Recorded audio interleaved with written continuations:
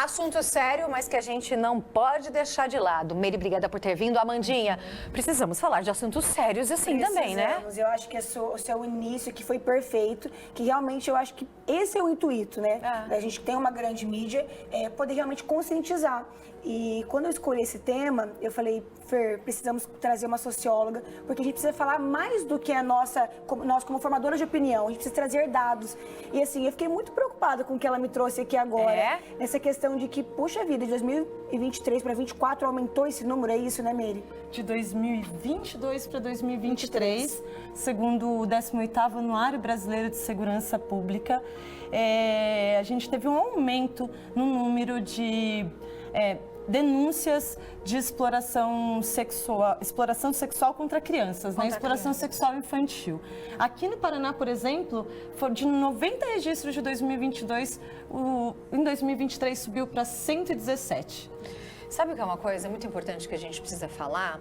É que a gente acha que é uma coisa muito distante, né? Mas está muito longe da gente. Ah, isso deve acontecer lá no norte do país ou no nordeste do país. E não é. A Meire está trazendo dados daqui, do nosso estado, do Paraná, onde a gente vive. E muitas vezes, quando a gente fala desse tráfico, dessa exploração, tanto de crianças quanto de mulheres, está aqui, ó, do nosso lado. E a gente nem está percebendo. O que pode ser caracterizado um tráfico sexual de mulher? O tráfico sexual de mulher é caracterizado pela exploração sexual com a finalidade do lucro, tanto de mulheres quanto de crianças. Uma informação que eu acho que é muito importante destacar é que esses números que já parecem assustadores, 117 casos denunciados, eles são subnotificados. Por exemplo, os dados dos fóruns nacionais de segurança pública e dos organismos da administração pública mesmo informam que são mais de 5.000 denúncias de locais de exploração de tráfico de exploração sexual infantil. E a gente só teve aproximadamente 1.150 denúncias, então alguma coisa tem errado. Se mais de 5.000 locais estão sendo investigados, como que só 1.000 casos que foram registrados? E aqui no Paraná, por exemplo, uma das preocupações é com as estradas. Estradas? Nas estradas. Por quê?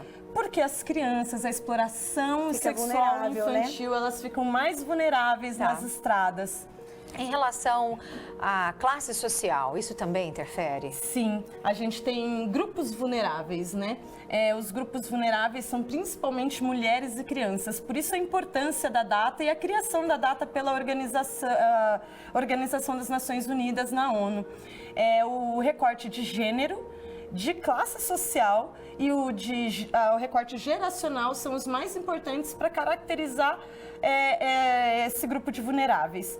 Mais de 95% dos casos de tráfico internacional de pessoas são vinculados às mulheres. Mais de 95%. As mulheres são as maiores vítimas do tráfico internacional de pessoas.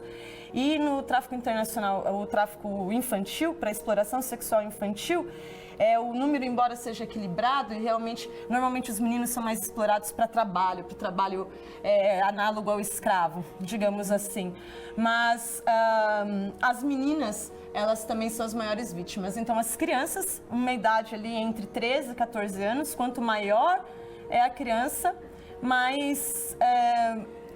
maior é o risco de que ela seja explorada sexualmente. Eu acho que vale a pena mencionar essa diferença, né? Sim, por favor. Porque quando se trata do abuso sexual, a gente tem um único penalizado, que é o abusador. O abusador, propriamente dito. No caso da exploração sexual, não. O crime, quem responde ao crime é o estabelecimento onde acontece, quem é o abusador e também quem faz a mediação.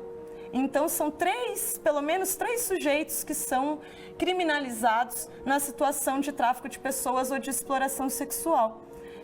O mais preocupante, eu acho que assim, muitas das vezes elas são enganadas, né? Principalmente quando a gente fala do tráfego para outro país, né? Elas vão ali com uma história de que vão ser modelos, às vezes, um aliciamento mesmo, né? Elas são como se fossem agenciadas por uma empresa ou com um trabalho garantido. Quando chega lá, se encontra com uma realidade totalmente, né, diferente do prometido. Isso a gente precisa realmente alertar, porque, como ela falou, são grupos vulneráveis, crianças, adolescentes, mulheres, quer dizer, e às vezes com uma classe social que não tem acesso. Realmente ela vê como oportunidade de mudar a vida. Exatamente. Nem acesso aos recursos financeiros e muitas vezes sem acesso à informação.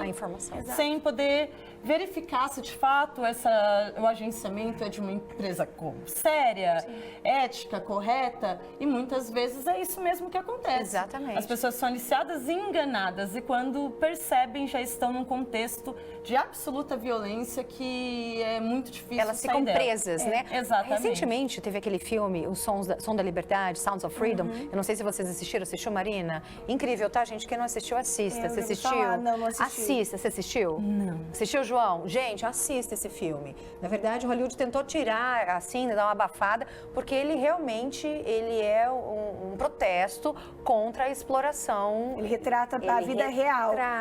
Saiu do fictício, infelizmente, é a vida real. A gente sai de lá, é pesado. A gente ainda que é mãe, nossa, é extremamente pesado. Mas é uma forma da gente conscientizar para a gente conseguir perceber que isso não está só nas telonas do cinema, isso não é só história de novela, de filme, de livro, não. Isso está na nossa vida real. Então a gente precisa tocar no assunto, a gente precisa falar sobre para poder ajudar quem de repente não tem esse acesso à informação e fica ludibriado, né, com promessas. Olha, você vai trabalhar, você vai ganhar tanto. Ou então vem aqui, não, esse trabalho é ótimo. E, na verdade a pessoa vira escrava. Isso acontece, aliás, assim, esse assunto está em alta, inclusive por causa do produtor musical lá dos Estados Unidos, né? Até o Justin Bieber, um monte de gente falou que ele tinha até um túnel, né, onde era explorada as pessoas e tudo mais. E a pessoa fica amarrada, né? Fica amarrada. Na verdade, assim, eu tenho 20 anos de carreira musical. Né? As pessoas tentam entender a vulnerabilidade que a gente tem para poder... Como que eu vou te conquistar? Conquistar através desse sonho, né? A gente vê isso acontecer na área musical. Graças a Deus, eu tive uma base muito forte. Minha mãe sempre foi, toma cuidado, não bebe nada no copo de ninguém. Sim. Primeiro me conta. Parece bobagem, né? Mas não é. Não é. É aí que eu ia chegar. Como a gente pode realmente alertar as pessoas de casa a como cuidar, né, desse filho, desse adolescente, porque eu acho que essa é a preocupação, né? Como a gente pode se proteger disso? E é tudo, né? Até os meninos, inclusive, tenho amigos que fizeram testes de futebol. Você sabe que eu tava pensando nisso por causa do Benjamin? Usaram disso para poder também. Então, mulher, homem. Sim. Eu acho que a melhor prevenção é a educação. Acesso à educação em qualquer situação de violência, de prevenção de violência de gênero, de violência contra crianças e adolescentes. A informação é a melhor prevenção. Quando a vítima consegue distinguir um contexto de violência de um contexto não violento, já é um belo caminho andado. Uma outra medida que atualmente é muito importante para a gente tomar, principalmente com relação às crianças, é o acesso à internet. Porque as crianças são vulneráveis. E esses grupos são especializados em enganar as pessoas, principalmente as crianças. Então, na internet, a gente verificar, está sempre acompanhando quais são os canais que as nossas crianças estão acessando.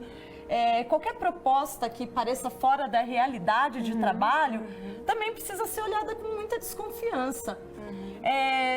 Esses são alguns mecanismos básicos para a gente pensar a prevenção, mas sem a menor sombra de dúvida, o melhor mecanismo ainda é o acesso à informação. Quando a gente acessa a informação e a gente tem consciência da realidade, das violências que podem acontecer, e a gente consegue verificar a veracidade das propostas. Exato, é que eu ia chegar. Porque assim, a informação ela vai desde o antes, né? Quando realmente você vai saber ali se aquela procede ou não. Uma empresa, ok, deixa eu buscar essa empresa, ela existe, deixa eu conversar com algum parente que mora aqui no Brasil, que já tem um parente que está nessa outra, né? Então, esse tipo de informação, como ela falou, se é violência ou não, e se procede ou não essa proposta, né? E há muita situação de exploração sexual, porque quando a gente pensa no tráfico de pessoas... A gente pensa internacional, sempre pensa no internacional. Mas existem muitos casos de exploração sexual e de tráfico de pessoas dentro das próprias fronteiras do Brasil. E uma outra situação que também é importante mencionar e que faz lembrar a última atualização da lei de feminicídios, que a pena para os agressores, para os réus de feminicídio, ela aumentou para 40 anos recentemente. E embora as maiores vítimas de feminicídios ainda sejam as mulheres lá nos seus lares, que os seus companheiros, a situação da violência doméstica seja a principal causa de feminicídios, o tráfico de pessoas, a exploração sexual também é uma situação que leva a feminicídios. Muitas mulheres morrem, muitas meninas morrem nessa situação, tentando fugir, tentando se proteger, tentando encontrar um caminho para sair da exploração sexual e do tráfico de pessoas. E quando eles entendem que pode haver uma denúncia, aí que acaba acontecendo o feminicídio.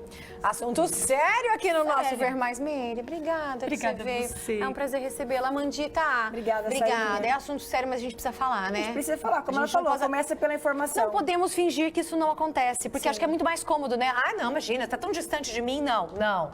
Tá aqui, tá do nosso lado. A gente precisa falar sobre isso. Obrigada, viu, gente? É um Obrigada, prazer Sarinha. recebê-la.